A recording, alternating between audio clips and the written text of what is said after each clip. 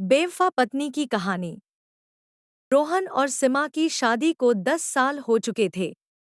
शादी के शुरुआती वर्षों में दोनों के बीच बहुत प्यार और समझ थी।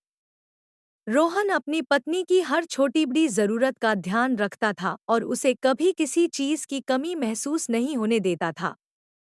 सिमा भी शुरू में रोहन से बहुत प्यार करती थी, लेकिन धीरे धीरे उसकी जिंदगी में बदलाव आने लगा। उसे अपने रिश्ते में उत्साह की कमी महसूस होने लगी और वह नएपन की तलाश में भटकने लगी। रोहन को इस बदलाव की भनक नहीं लगी। वह अपने ऑफिस के काम और सिमा की खुशियों में इतना व्यस्त था कि उसे पता ही नहीं चला कि उसकी पत्नी का दिल अब कहीं और जा रहा है। सिमा एक मल्टीनेशनल कंपनी में काम करती थी, जहां उसका बॉस आदित्य एक आकर्षक और आत्मविश्वासी इंसान था। आदित्य की बातें, उसका रुतबा और उसका बर्ताव सिमा को बहुत पसंद आने लगा। वह उसकी तरफ खिंचती चली गई और यह आकर्षण धीरे धीरे एक गलत रिश्ते में बदल गया। आदित्य भी सिमा की खूबसूरती और उसकी कंपनी को पसंद करने लगा। पहले तो दोनों सिर्फ ऑफिस में बातें करते थे, फिर धीरे धीरे यह रिश्ता आगे बढ़ने लगा। वे साथ में लंच करने लगे, ऑफिस मीटिंग्स के बहाने बाहर मिलने लगे और फिर यह नज़दीकियां एक अफेयर में बदल गईं। सिमा को इस बात की परवाह नहीं थी कि वह शादीशुदा थी और उसका एक जिम्मेदार पति घर पर उसका इंतजार कर रहा था। उसे अब आदित्य के साथ बिताया हर पल ज्यादा खास लगने लगा। अब सिमा अक्सर ऑफिस के बहाने देर से घर आने लगी। कभी मीटिंग्स का बहाना, कभी एक्स्ट्रा वर्कलोड का झूठ, हर दिन उसके बहाने नए होते थे। लेकिन उसका ध्यान अब घर और रोहन से हट चुका था। रोहन को शुरू में लगा कि सिमा वाकई अपने काम में व्यस्त है। उसने कभी उससे सवाल नहीं किया क्योंकि उसे अपनी पत्नी पर पूरा भरोसा था। वह उसकी हर जरूरत का ध्यान रखता था और हमेशा उसे खुश देखने की कोशिश करता था।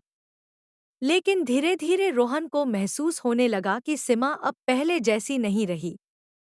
वह पहले की तरह प्यार से बात नहीं करती, उसकी जरूरतों की परवाह नहीं करती और हर वक्त अपने फोन में लगी रहती थी।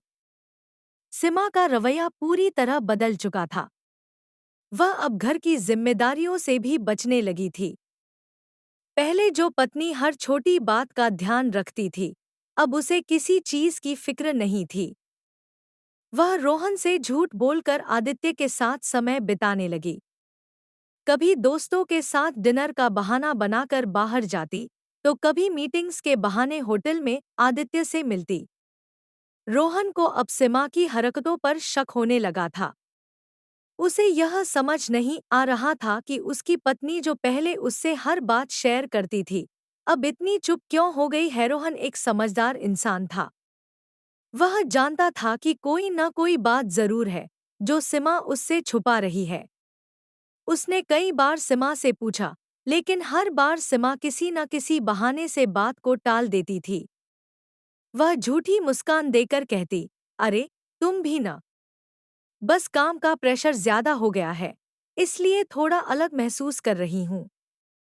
लेकिन रोहन का मन मानने को तैयार नहीं था। उसने सिमा पर नजर रखने का फैसला किया। एक दिन, जब सिमा बाथरूम में थी, रोहन ने उसका फोन उठा लिया। उसे उम्मीद नहीं थी कि कुछ गलत मिलेगा, लेकिन जब उसने व्हाट्सएप चैट खोली, तो उसके पैरों तले जमीन खिसक गई। सिमा और आदित्य के बीच भेजे गए मैसेज किसी भी पति के दिल को चीरने के लिए काफी थे। मुझे तुम्हारे बिना एक पल भी अच्छा नहीं लगता, काश हम हर वक्त साथ रह सकते।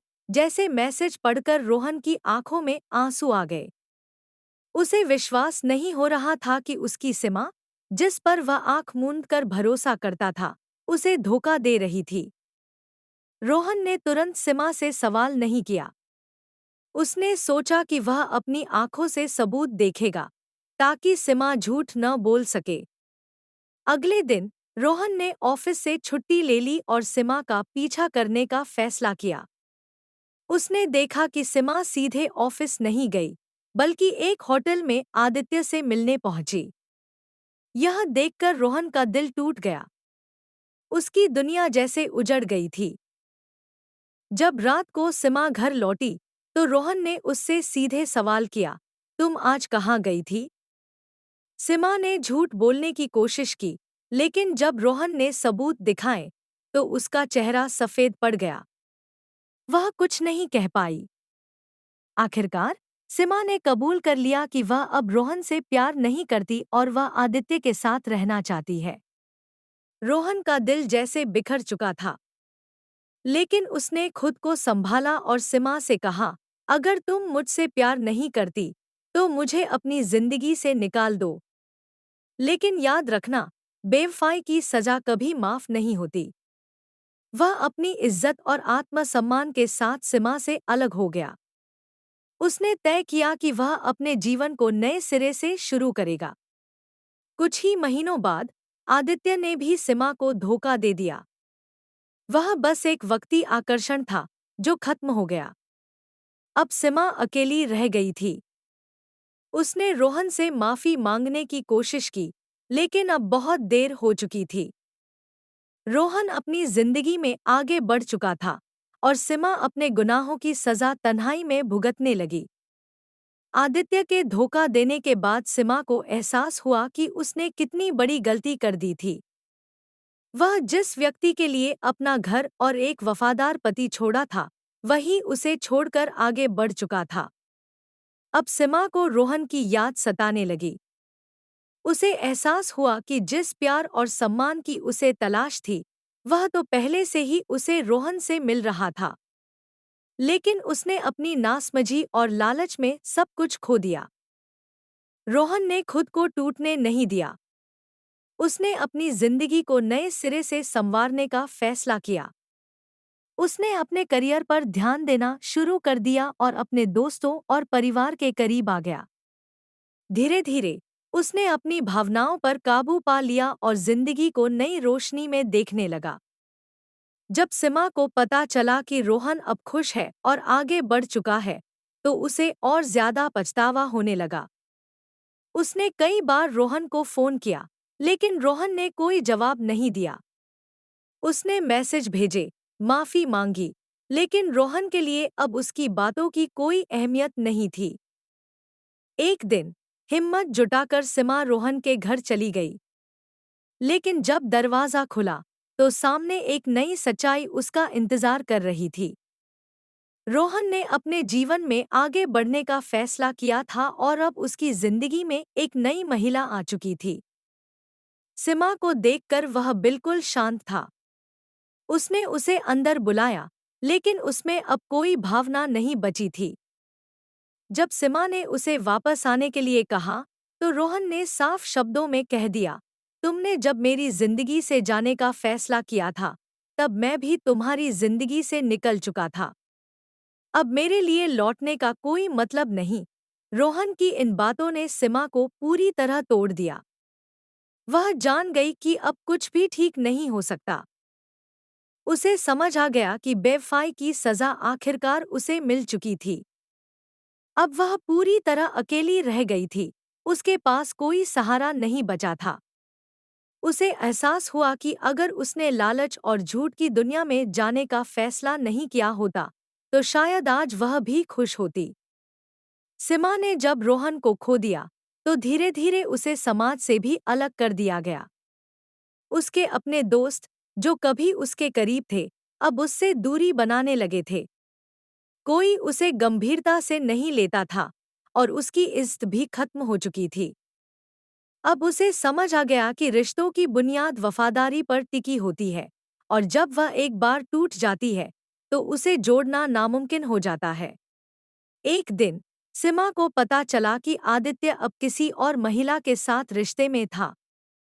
जिस व्यक्ति के लिए उसने अपना सब कुछ खो दिया था, वह कभी किसी का नहीं था। वह हमेशा अपने फायदे के लिए लोगों का इस्तेमाल करता था और फिर उन्हें छोड़ देता था। अब सीमा को पूरी तरह से इस दर्दनाक सच्चाई का सामना करना पड़ा कि उसने अपना सब कुछ एक ऐसे इंसान के लिए दांव पर लगा दिया था, जो कभी भी सच्चा नहीं था।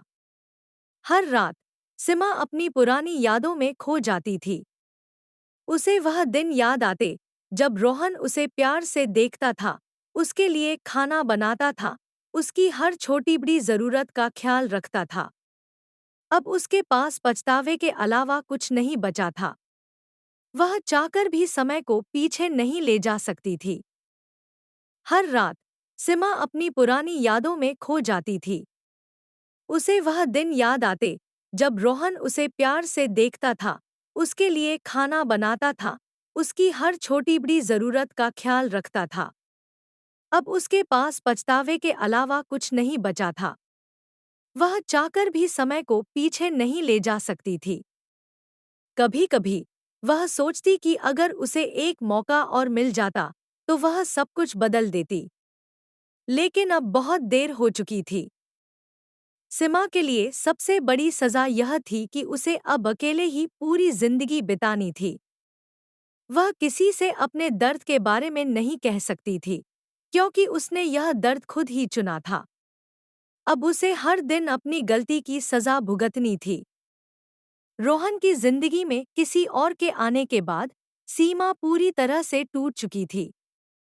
अब उसके पास कोई सहारा नहीं था, न परिवार, न दोस्त और न ही कोई अपना। वह जिस प्रेम की तलाश में भटकी थी, उसी प्रेम ने उसे अकेला छोड़ दिया था। दिन ब दिन उसका जीवन और कठिन होता जा रहा था। ऑफिस में भी लोग अब उसे सम्मान नहीं देते थे। आदित्य के साथ उसके अफेयर की बातें फैल चुकी थीं और अब कोई उस पर भरोसा नहीं करता था। धीरे धीरे उसने नौकरी भी खो दी। अब उसे समझ में आ चुका था कि वफादारी से बढ़कर कुछ भी नहीं होता। लेकिन यह समझ तब आई जब सब कुछ खत्म हो चुका था। हर रात सीमा अपनी पुरानी जिंदगी को याद करके रोती थी। उसे वह दिन याद आते जब रोहन उसकी हर खुशी का ख्याल रखता था, जब वह सच्चे प्यार से भरी जिंदगी जी रही थी। लेकिन अब उसके पास सिर्फ पछतावा था। उसने कई बार सोचा कि रोहन से माफी मांगकर शायद कुछ ठीक कर पाए, लेकिन वह जानती थी कि अब कोई रास्ता नहीं बचा था। उसने अपने ही हाथों अपनी खुशहाल जिंदगी को नष्ट कर दिया था। अब वह अपने ही घर में कैद होकर रह गई थी, जहां कोई उससे मिलने नहीं आता था। वह बस अपनी गलतियों का बोझ लिए जिंदा थी। एक दिन सीमा ने फैसला किया कि अब वह इस तन्हाई और गम में और नहीं जी सकती। उसने अपने घर के कमरे में खुद को बंद कर लिया और बहुत देर तक अपने जीवन के बारे में सोचती रही। उसकी आंखों से आंसू रुकने का नाम नहीं ले रहे थे। उसने एक आखिरी बार रोहन की तस्वीर देखी, जिसे वह अब भी अपने पास रखे हुए थी। अगले दिन जब पड़ोसियों ने दरवाजा खटखटाया तो कोई जवाब नहीं आया। दरवाजा तोड़ा गया तो सीमा का निर्जीव शरीर जमीन पर पड़ा था। उसकी बेवफाई ने न सिर्फ उसके रिश्ते को खत्म किया, बल्कि उसकी पूरी जिंदगी को तबाह कर दिया। अब वह इस दुनिया में नहीं थी, लेकिन उसकी कहानी हमेशा एक सीख बनकर जिंदा रहेगी। एक ऐसी सीख जो यह बताती है कि बेवफाई का अंत कभी अच्छा नहीं होता।